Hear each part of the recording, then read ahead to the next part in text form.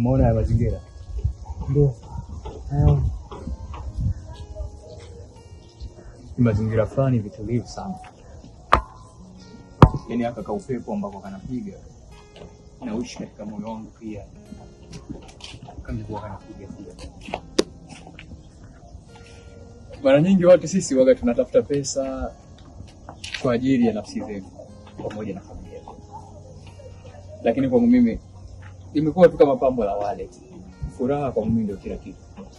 Lakini kadri nikijaribu kukimbilia furaha na kupata matatizo na mzigo kwa kiasi.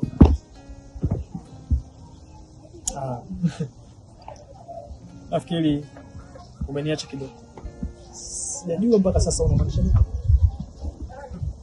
Najaribu kuzungumzia mustakabali wa maisha yangu yanapokwenda. Tunafanya biashara sasa hivi.